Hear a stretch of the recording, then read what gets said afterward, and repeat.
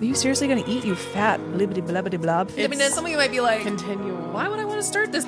Sensitive. She's sensitive. You are listening to the Tammy Talks Unscripted Healing Podcast, where we share stories that are, you guessed it, unscripted. That's the thing, this journey doesn't stop. It doesn't really right? end. We have a general sense of the topic each episode, but really the whole point is just to show up and be authentic and let our inner child speak its truth. And I have continued to work through that story of constantly hearing, well, we don't want, got a hot dog on our hands.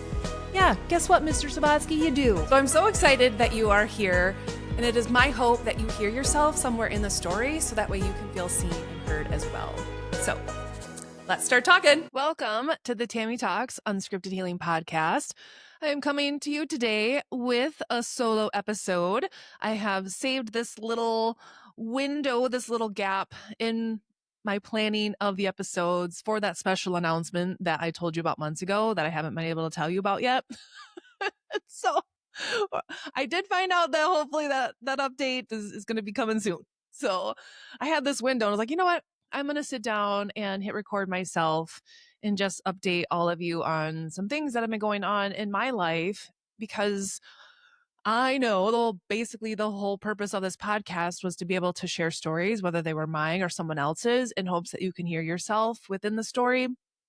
And there have been a lot of things that have come to light in my life over this last month or whenever I sat down with you guys last.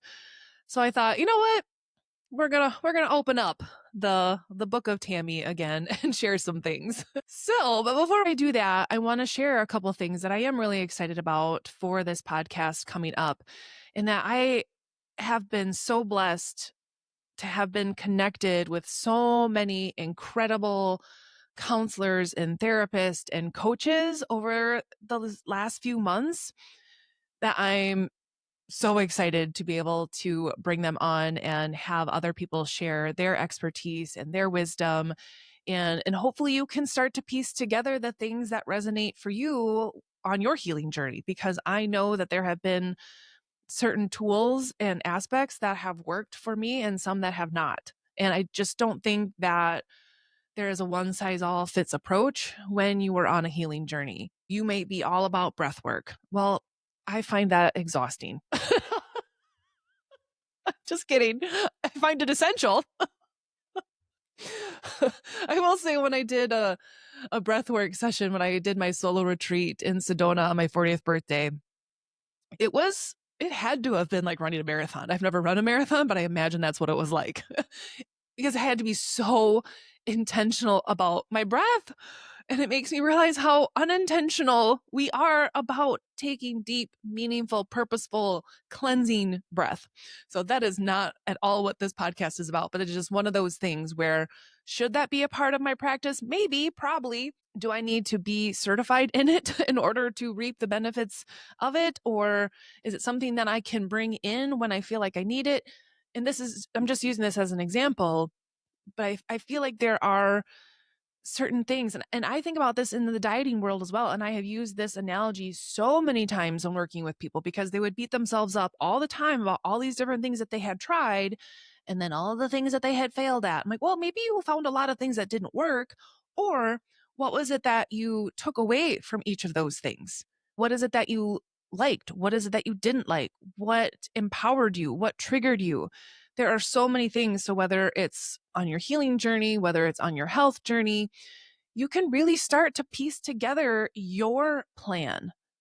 Because I think we oftentimes try to do what the experts tell us, the gurus tell us, the whoever tells us, the influencers tell us, that it has to be this way. If you follow my exact plan, this will be your result. Well, guess what? That never actually worked for me. So, because we were all so unique, we are all so different. And that you really do have to figure out what works for you, what supports you, what supports your inner child, what doesn't trigger your ego. I mean, there's actually a lot that goes into, again, whether it's your healing journey or your health journey, really they're so intertwined that they should be considered somewhat the same. And so I want you to think about that in terms of these different people that we bring on, and really allowing yourself to sit with their message and sit with the different modalities and see what fits for you, and then allow yourself to explore those things, because some of them are going to be outside the box for you. Some of them are going to be things that you've never even considered. For me, years ago, I never knew about energy work and energy healing and clearing and stuff. And now that's been one of the best tools in my toolbox. I have worked with some really cool people that have done things with past life stuff and generational trauma. And actually, I'm really excited. I'm going to give a little plug for, I believe it's next week's guest, Jamie and Kevin White, who this is just wild. And I'll share more about this obviously when we do their episode. But they kind of like fell out of the sky. I was like, hey, you want to work with us? I'm like, yeah. And so I've been working with these two, and sometimes they're together, and sometimes I'm just with Kevin, and sometimes I'm just with Jamie. And it has been such an incredible couple months. I don't even know when we started, but the shifts that I have experienced within the time of working with them have been absolutely mind blowing. Like, removed some serious blocks around some things where I feel like there's actually movement in a lot of aspects of my life. And that's kind of what I want to share a little bit about today. Again, personally and professionally, and the way that they work in such different ways is so beautiful. So really, full circle moment, again, unplanned, unscripted, is even the way that they work is very much that way. There's just different tools, different modalities, and they kind of work so intuitively on what you need at that time. And so I just feel so blessed to have found coaches that move like that, because that's very much how I operate. And so I'm excited for this year and how the Tammy Talks podcast is going to be growing and evolving and bringing on more and more people that can really help support you. But with that said, I still want that mix of just pure, authentic stories, like my buddy Jason from the gym. And because I have so many other people that I want to bring on, I'm like, I have to create room for people that don't necessarily have a modality or a service or whatever, but they just have a story. So trying to figure out that ebb and flow of how that's all going to work. But I'm really excited about where this podcast is going. And I think the first year was so much about just trying to follow my intuition and put out episodes that felt authentic and felt purposeful and meaningful. And obviously I plan to still do that this next year. Like, well, what are your plans now, Tammy? But just again, I don't know. I'm just excited. And so hang with me here.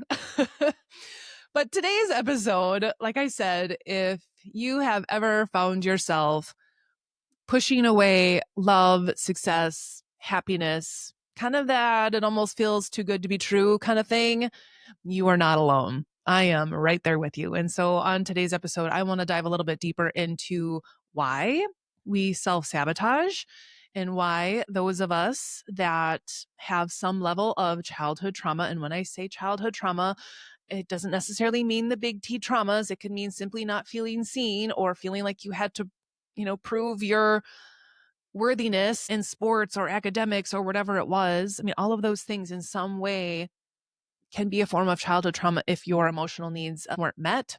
That can result as a form of childhood trauma. And so why do those of us that have experienced that have a hard time sustaining things that are just good in life? So just to give you a little recap, and I don't always do this because you guys know these episodes are completely unscripted, but I did want to talk about a few specific things and how unpredictability in childhood creates a craving for control. That's a real big one. Why chaos can sometimes feel safer than peace when that's really all that you've known. The role of shame and guilt and unworthiness and pushing away things like love and success. And then obviously how to break free from these sabotaging patterns and how we can actually embrace this beautiful life that we actually deserve. And the reason that I wanted to talk about this today is because it has become very apparent to me over this last month or so that I do this. That despite all of the healing and growth and stuff that I have done, I was very much doing this. And I saw it on such a deep level that I couldn't unsee it. And so I want to start off a little bit about why. So the first thing that I want to talk about is how this unpredictability in your childhood can actually create a craving for control. Because really, this is what is mind-blowing, is that self-sabotage is actually a form of control. Why? Because if you sabotage whatever it is, you know the outcome. You know what's going to happen. But if you sit in it and you allow yourself to move through it and you allow yourself to just see what happens, that's terrifying for someone who grew up in an environment where things weren't stable, where things were unpredictable, because you learned as a kid that control meant safety. Every kid craves a sense of stability.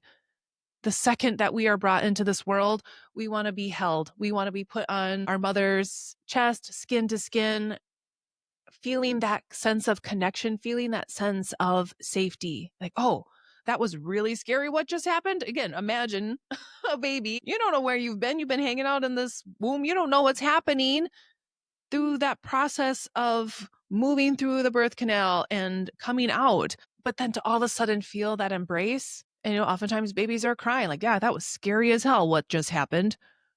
I didn't know where I was going, but oh, here we are. But then to be held in that embrace. And unfortunately, for some kids, that wasn't how they were brought into this world. And sometimes you think about how quickly that connection can be dissolved, can be ruined, can be taken away, whatever the situation may be. But it starts so young. And even I think about that sense of safety even happening in the womb.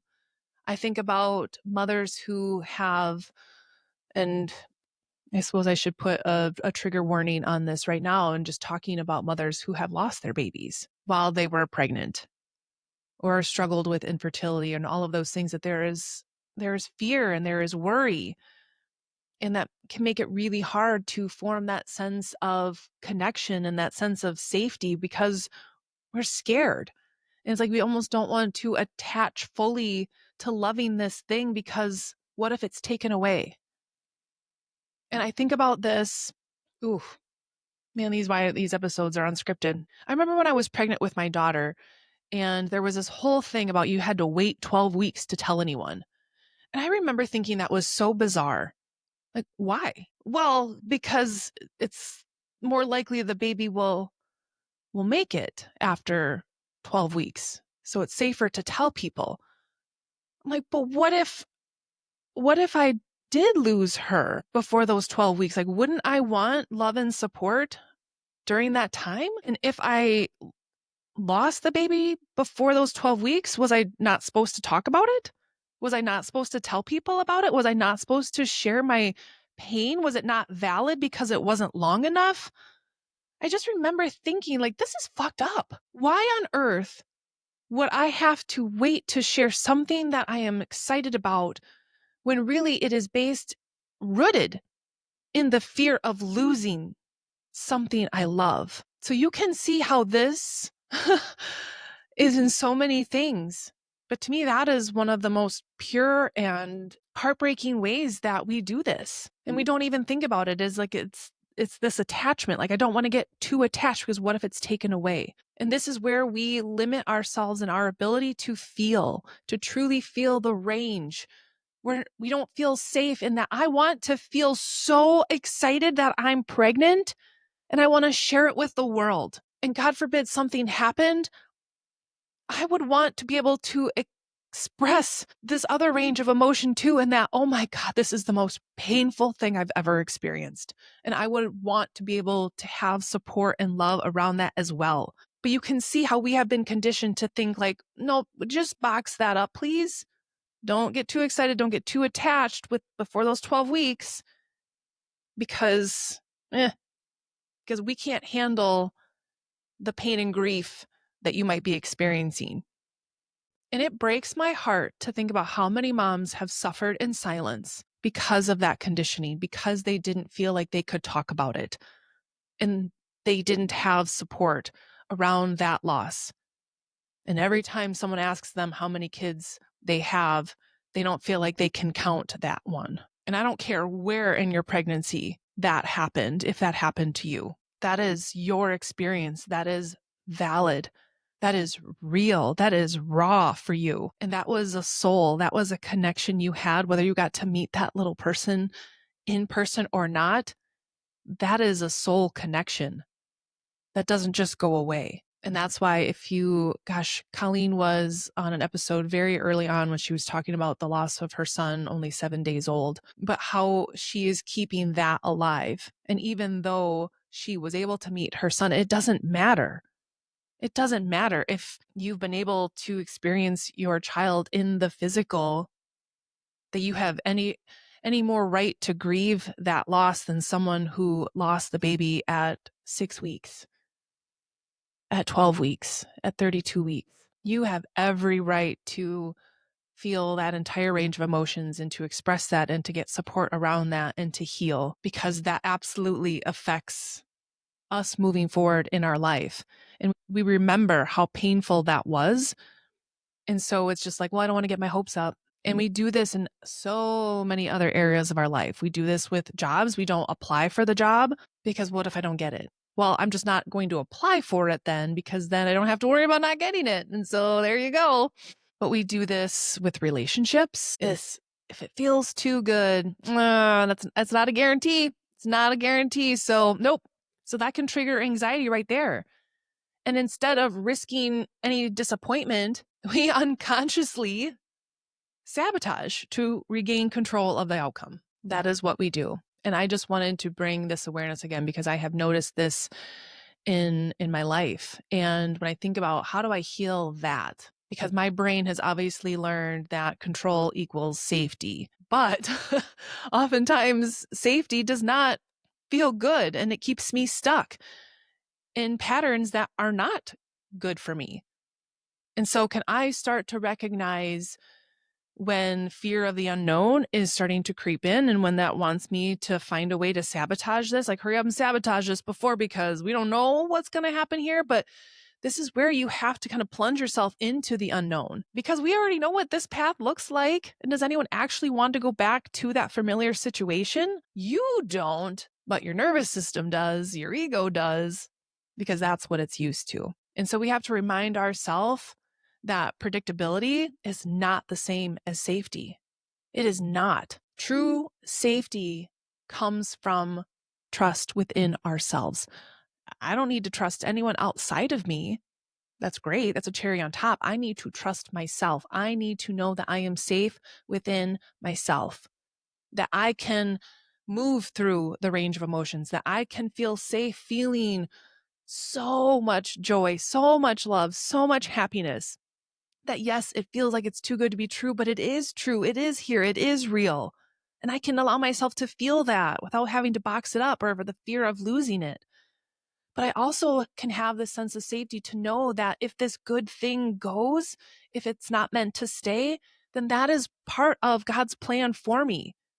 And I was meant to experience this range of emotions, but I need to know that I will be safe no matter what, and that I can know how to grieve. I can know how to support myself through these challenging situations, these moments of loss. And so that's something like, okay, how can I practice this mindfulness? How can I practice grounding into this sense of safety within myself?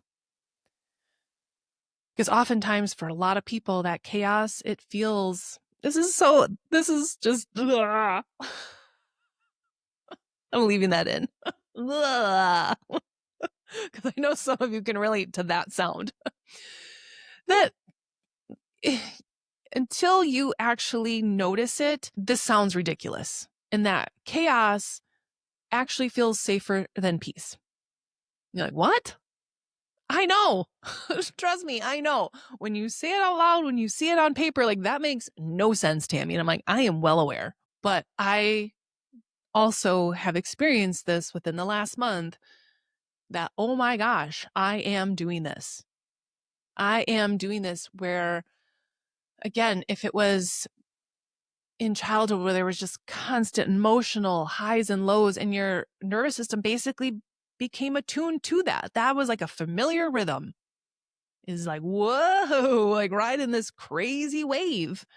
That feels normal. That feels like your baseline. But that is not. And then all of a sudden you meet someone in your life who their rhythm is peace. Their rhythm is like this calm, gentle hum. And you're like, what is that? Like, let's stir some shit up. let's start a fight. Let's have an argument. I need some more chaos. I need some more drama. That's what we do. And again, when we actually look at it, it makes no sense whatsoever, but we do this all the time.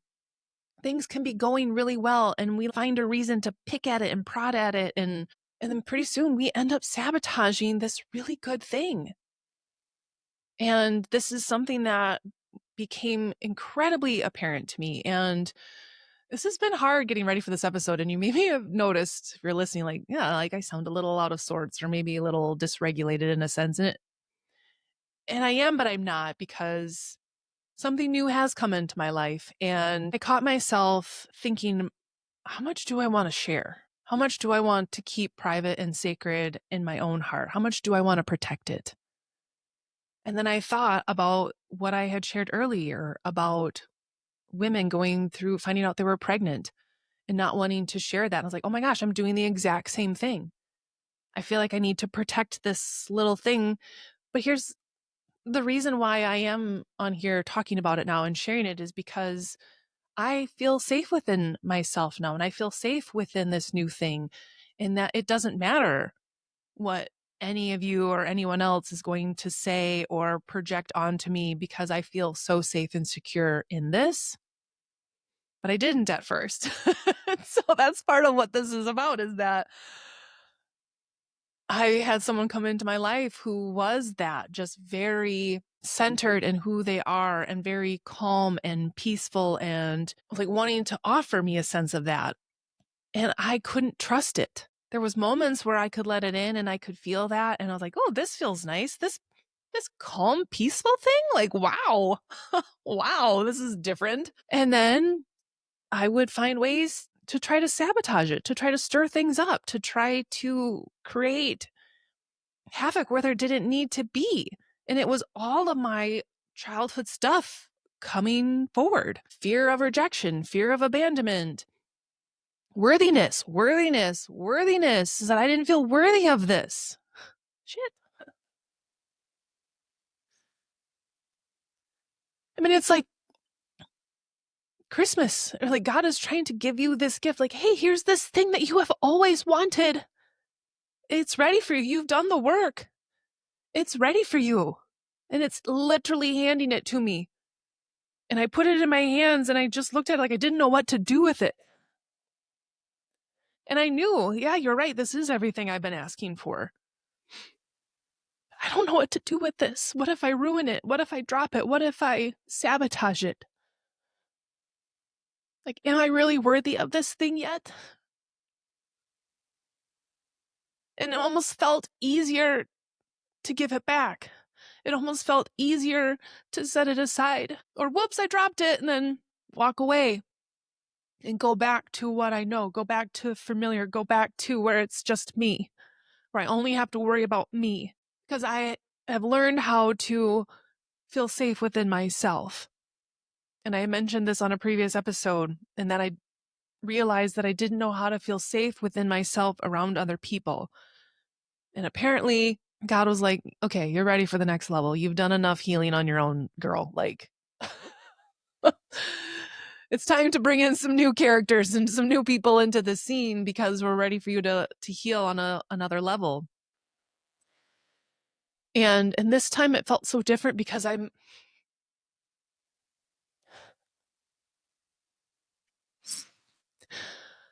was used to hard lessons. I was used to painful lessons. I was used to lessons that had me crying on the phone with my friends.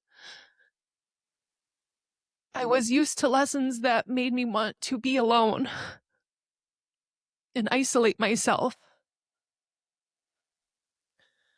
I wasn't used to lessons of love. I wasn't used to lessons of peace and calm and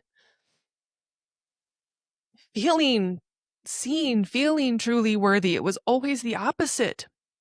And so this was a lesson of love. And I was like, I don't know what to do with this. And I want you to think in areas of your life where you're doing this, where there is people that are kind and that want to help you and that want to love you and that want to see you. And where are you pushing back and not willing to receive that? Because this could be in friendship. This could be in a work situation. This could even be with your kids. This could be in anything where it's like we don't want to get too close. We don't want to open ourselves up too much. Because if it's taken away, it's going to hurt. Whereas when I started to lean into this more, I'm like, okay, I want to explore this feeling because while it feels unfamiliar, well, peace and calm feels unfamiliar to me, it also feels good when I allow it in. And I owe it to myself to explore that. And so I really had to catch myself when my ego wants to run, when my ego wants to be like, yeah, I don't trust this, peace out. And I'm like the road runner. Like, how can I sit in this sense of calmness and recognize that discomfort doesn't necessarily mean danger? The fact that this feels uncomfortable is actually what I need to lean into, because the other form of discomfort of being hurt and taken advantage of and all of those other things, while that felt like, that's just another day, while that felt normal and what I'm used to, that didn't feel good. And so I'm really noticing how I need to allow my nervous system to recalibrate to what peace and calm and what was always meant to be that baseline for all of us, And so I'm slowly needing to train my body to tolerate peace. Like, doesn't that sound so messed up to all of you? Like, tolerate peace? What? Yeah, that's almost what it feels like. And I have to reframe that stability is a good thing. And that is actually what we have all wanted and needed and deserved our entire lives. But man, oh man, it has whoo, brought up some things. So the other thing that I wanted to talk about as well with all of this is the role of shame and guilt in worthiness. Again, whether that comes to your career, whether that comes to love in your life, your health. And when I think about my journey and how it started for me, it started with my health, in that I had hit rock bottom with it, right? I had completely given up. I had completely surrendered. I felt like absolute trash and I just couldn't take it anymore. And so I surrendered. And I just trusted in what I was doing in this new plan that I was trying. And when I started, felt like someone had turned on that light switch. And all of a sudden I was just like, whoa, I started to feel good. And then I started to feel worthy of feeling good. That was almost in October. That'll be 10 years ago. 10 years ago. That one little seed planted has led into 10 years of peeling back the layers of this onion, diving deeper into this worthiness wound. This process and journey takes time, but I also don't want you to be like, 10 years, Tammy? Ain't no one got time for that. Let me just go back to the way I've been. Well, that's why I'm doing this podcast. That's why I'm doing the work that I'm doing. So hopefully it doesn't take you 10 years to realize you're freaking worthy of feeling good, of having the love of your life, of having the career of your dreams. That's why I'm here in front of a microphone, so you don't have to go through a 10-year process of figuring this out. And that's why I want to bring more and more people on here that will pour into you and help remind you of that and give you the tools to support you on that journey so it doesn't take you 10 freaking years. And I mean, obviously, this has been a lifetime. It was just that was the first time I was like, oh, I'm worthy of feeling good. And I continued to invest in my nutrition. I continued to buy the supplements that supported my nutrition so I could take the pressure off of the food around me, because I had to heal my relationship with food. And so it took some of the pressure off. And then that started to change and evolve, where I only wanted to put good things into my body and things that nourished my body. And then my body was worthy of good, healthy, nourishing food. My body was worthy of that, especially since all the shit I put it through, all the abuse I put it through, all of the times that I wouldn't give it food or that I stuffed it with food because I wasn't willing to feel the emotions. And then I used my body as the punching bag for that. Like my body was worthy. I was worthy. And that started to trickle into my career where all of a sudden I was like, you know what? This is not lighting me up anymore. And I started to feel like I was getting put in a box of what I could talk about with my patients or what I couldn't talk about. And I needed to be in a career that lit me up and that fueled my soul and that allowed me to speak like this and just share what's coming from my heart without, worried about the powers that be. But man, there was a lot of shame and guilt tied to that. Because I think about even with going back to my nutrition, God, now I'm spending money on myself. How many of you, especially you women, have a very hard time investing in yourself? We might buy some of the, more surface level superficial things to make ourselves feel good. But when we like really, really want to take care of ourselves and really want to invest in ourselves, are we allowing ourselves to work with the coach? Are we allowing ourselves to, buy the extra food that we need or the supplements that we need to support ourselves? I mean, I think about all of these things that are in our toolbox. Are we allowing ourselves to get that gym membership?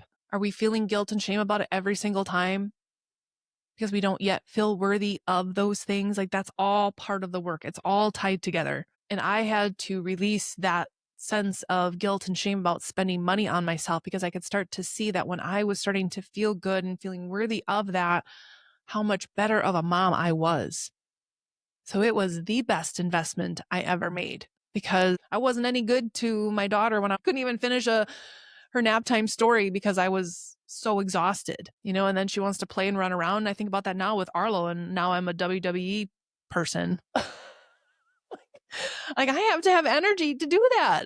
I need to be able to go to the gym and work out so I can do that. I mean, a kid is strong and it is no joke. Like just the last couple weeks, I was like, bro, I legit am strength training to keep up with you.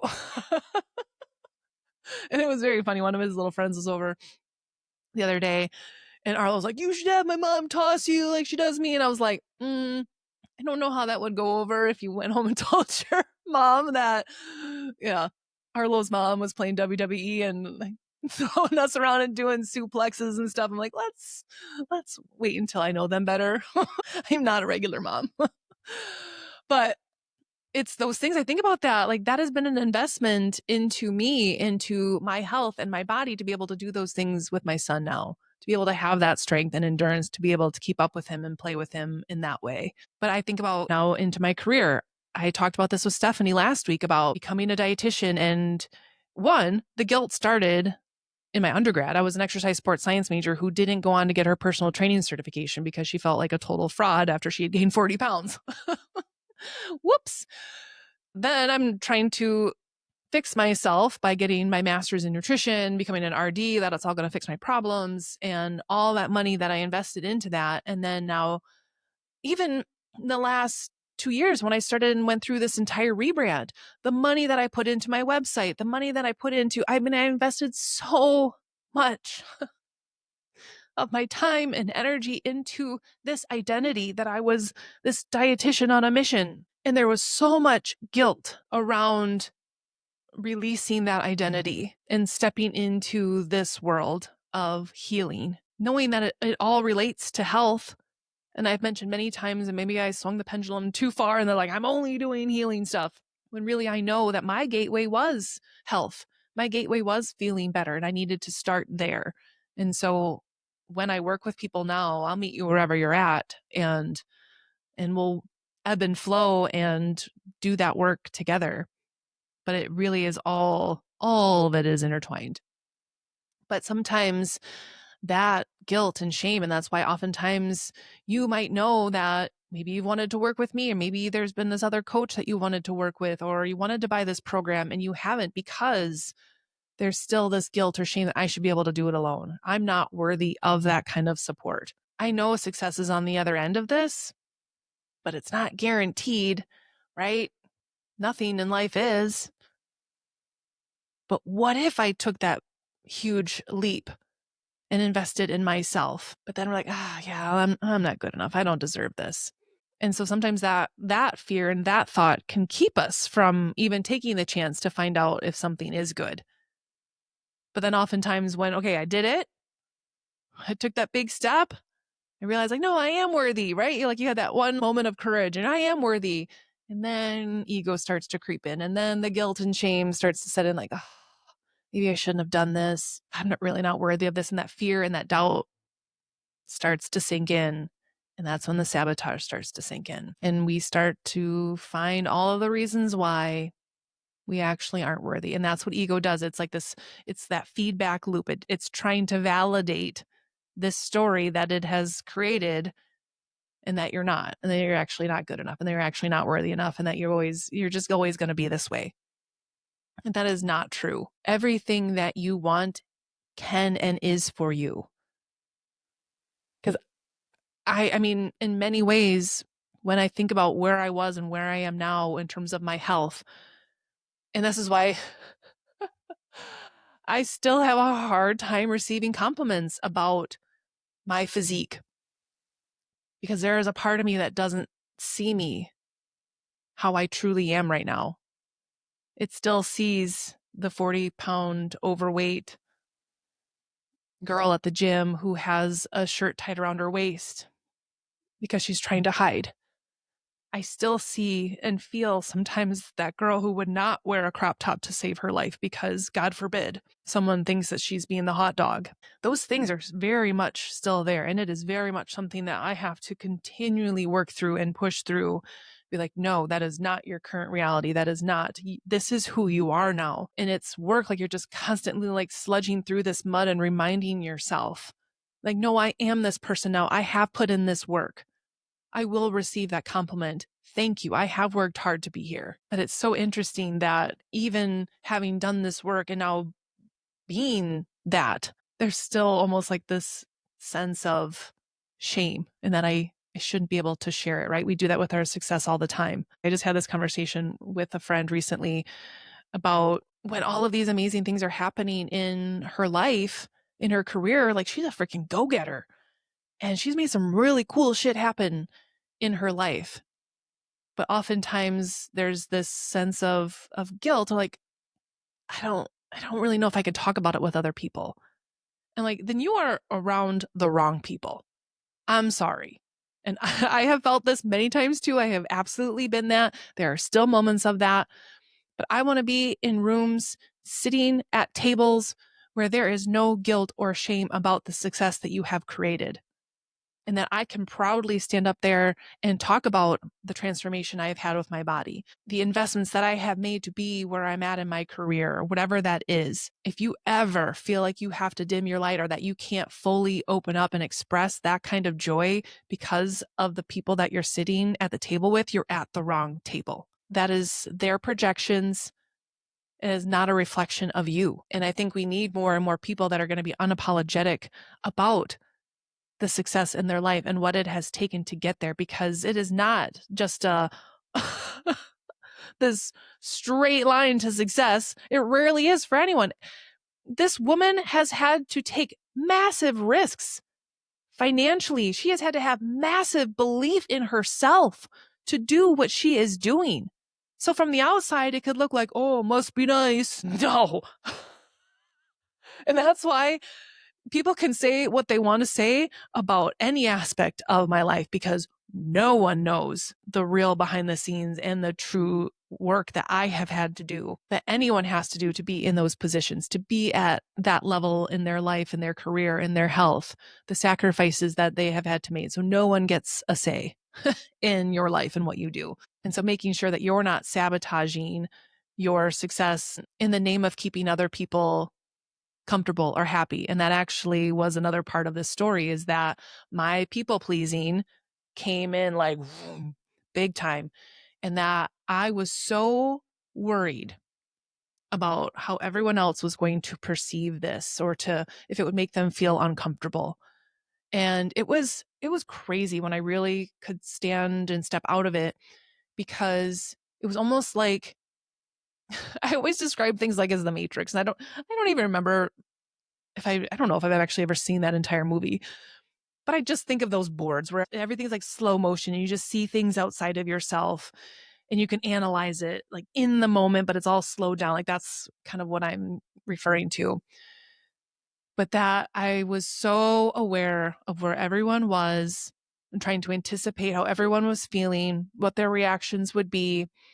And in the meantime, I had completely abandoned what I wanted in that moment. And in doing so, I hurt this other person because I was doing the opposite of what I actually wanted to do, which then kind of felt like rejection. When really all I was trying to just keep everyone else happy and literally abandoning myself and hurting someone else in the process. And so that came completely to the forefront. It's like, whoa, what am I doing? What am I doing? And that was a way of self-sabotaging things. So I had to like rewrite this. And this is when my coach, Jamie, I had mentioned this, like, how do you want to be? How do you want to be in this moment? And that is probably the hardest part of this work is in the moment. In the moment, how do you want to be? Do you want to stay in it? Do you want to lean into it? Do you want to be able to say the thing? Do you want to be able to express your feelings in the moment? For me, it feels safer to step away, to process and all of those things and then come back. And that's what I'm still working on is how can I stay regulated in the moment to be able to then be how I want to be and to show up as this woman that I have been working so hard to be. And not let my ego swoop in to try to protect that little girl from the one thing that she has always wanted. And so I have to rewrite this internal narrative that I have, and that I am not responsible for everyone else's feelings and emotions. And if they are uncomfortable, that is for them to sit in. That is for them to deal with. It has never been my responsibility to take on everyone else's emotions and energy.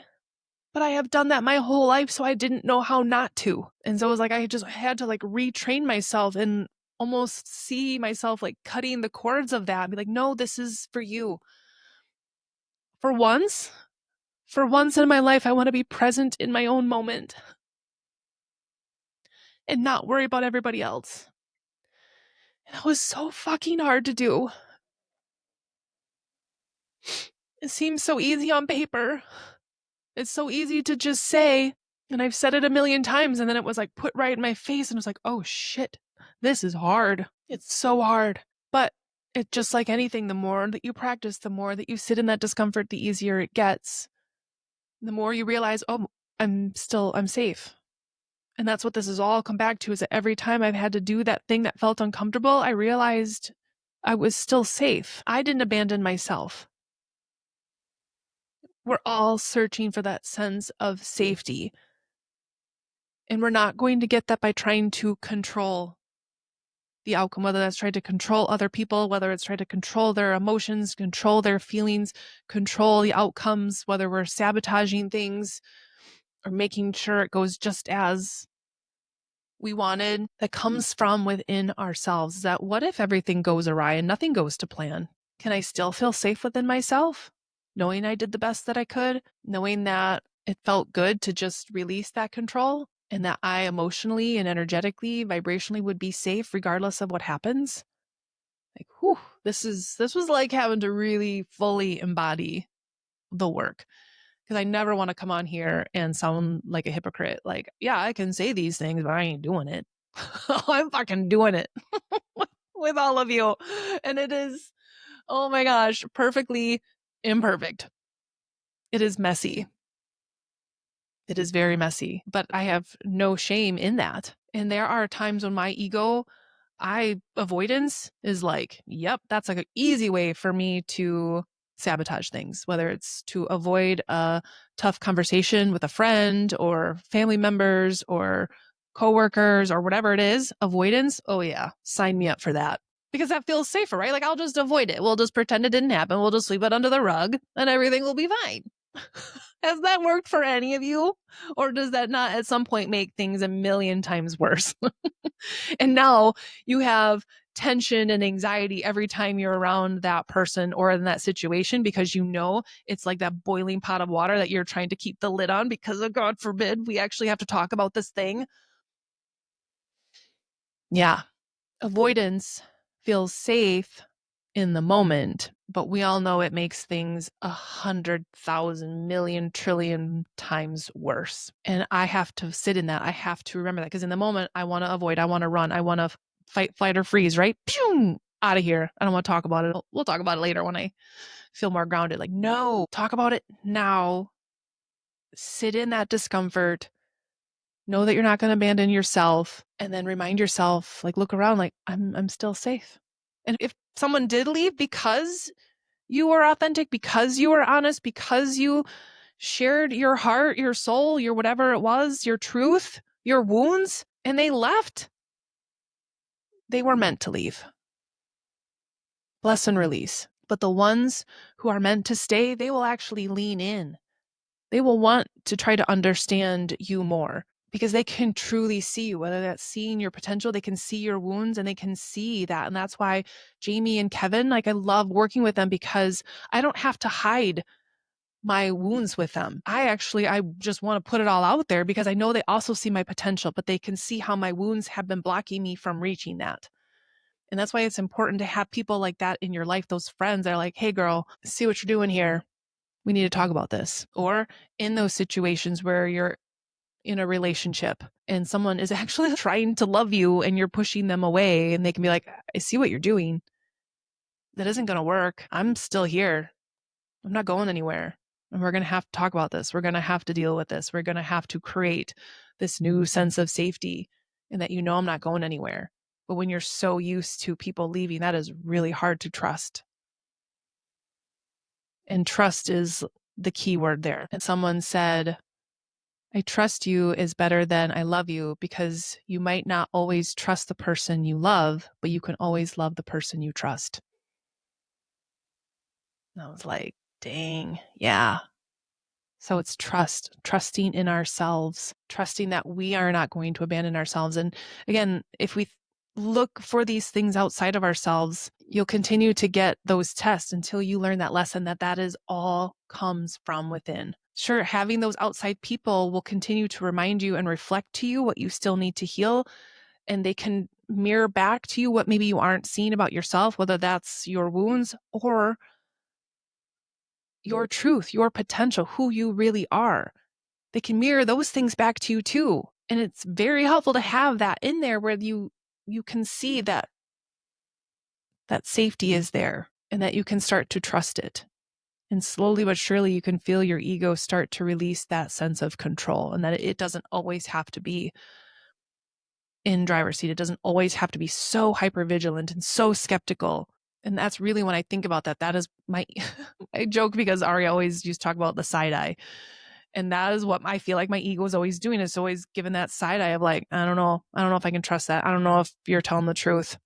Like, that's what was happening subconsciously. And then you kind of have to come to and shake out of it and be like, no, this is real. This is truth. This is who they say they are. This is a great opportunity. And when you can really sit into that and anchor into that, it helps you create that new sense of safety within yourself. And you start to recalibrate to where peace and calm is the new default. It's not chaos and uncertainty and unpredictability anymore. And then we're not trying to stir shit up anymore.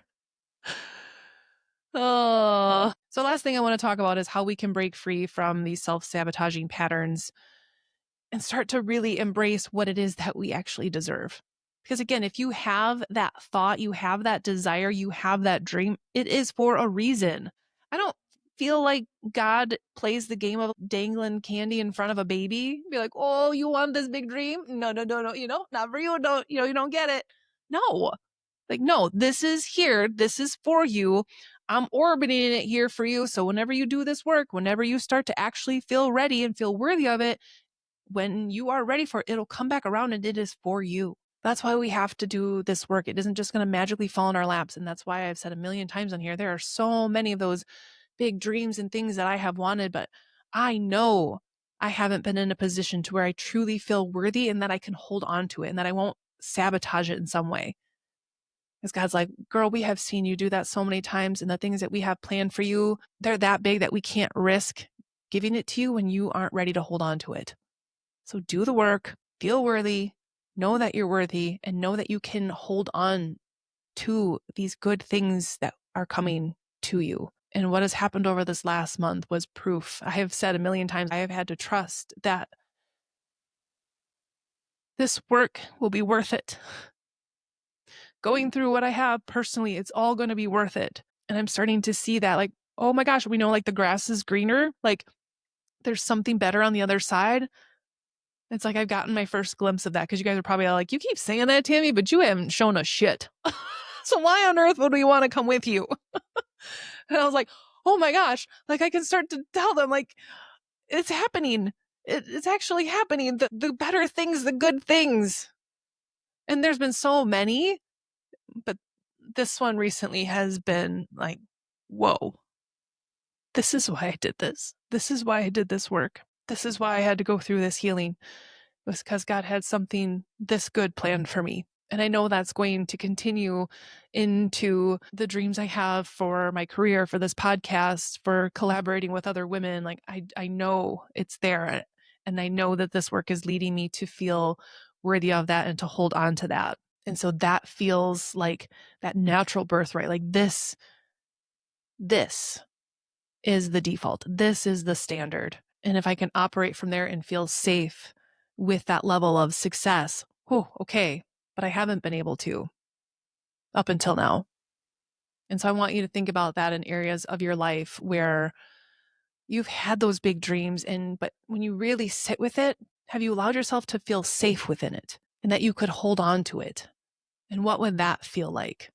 Because I think it's easy for us to put the big dreams out there, right? I've been doing that forever. I've had that out there, but did I feel safe within it? And that I wouldn't find a way to sabotage it? That I'd be able to hold on to it? That I'd be able to grow it even more? I don't know. I think there's always been a sense of fear that I would lose it. And that right there was my block. And so I'm all about bringing the people around me that can remind me of that. I'm going to continue to do this work because I know that those dreams and goals have been planted for a reason. And I know that I'm worthy of them. And I know that I'm meant to do this work to be able to continue to help show those of you listening or watching that those exact things are out there for you too. So we need to be able to recognize our triggers. We need to be able to interrupt the cycle. And that is that pause. That is that purposeful pause. That's being able to sit in it in the moment. Am I acting out of fear or past wounds? Because oftentimes we are. How can I rewire my system? And that's why I want to bring on more people to be able to give you different tools on how to do that. But it could just be something as simple as, okay, when I feel this way, how can I get grounded within myself? How can I feel safe within myself? And actually, the other night we were playing a card game with the kids, and Aria was trying to control how the game went. And when that wasn't happening, she got triggered herself. And when she went 0 to 10, it triggered me. And instead of me reacting, I closed my eyes and put my hand on my heart. And I just started taking some deep breaths as I was waiting for her to kind of calm, but I needed to be calm. And then we had a very interesting conversation about that because she could see how her reaction triggered me and that I then needed to self-regulate. And so that actually kind of triggered her to know that she triggered me and that I had to do that. And we had a whole discussion around that. I'm like, Aria, that's for me to continue to practice and do. Like, you're just showing me that there's still work there, that I have to go through those steps right now to keep myself regulated. That is not a you thing. That is a me thing. And thank you for the opportunity to practice in a safe space where I know that we can have this conversation. But that's how in that moment, I needed to do that. I needed to close my eyes because I couldn't just get up and leave. I wasn't going to just leave her or yell at her or whatever. I just needed to calm my own self down. And that was something in that moment that I could do. But also allowing yourself to seek support, whether that's through therapy, through coaching. There's so many different like somatic healings out there that can really kind of help shift some of these really ingrained patterns. And again, I'm really excited to bring on some people that can expose you to more of those modalities.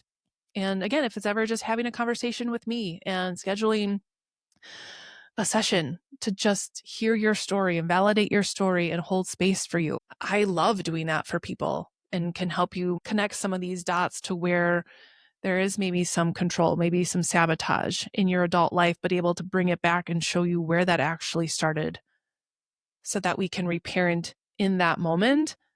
So you can then reparent yourself when you're triggered as an adult, but then also to be able to get you to whoever else you need to support you on this journey, because there are so many incredible people out there. And again, I'm excited to bring more of those to you. So anyway, I'm going to listen to this episode back. Hopefully it wasn't completely all over the place. It was, as always, very unscripted. And there's so much more that I want to share. And I know I was probably feeling a little reserved in that just because it's new and exciting, also terrifying, but in a good way. And yeah. So again, I thank you all for holding space for me as I fumble my way through this healing journey. But it's been a really cool experience to start healing with love around.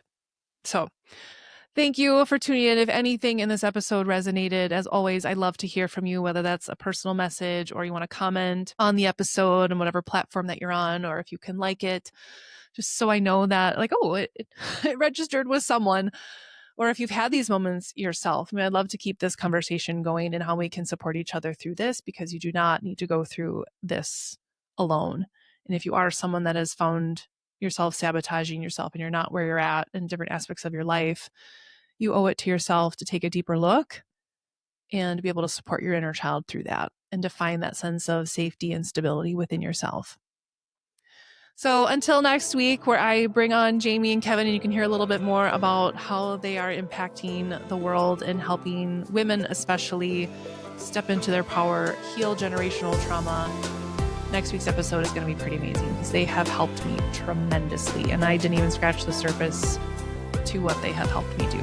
So stay tuned for that, and we will see you all next week. Thank you all. Love you so much. Bye.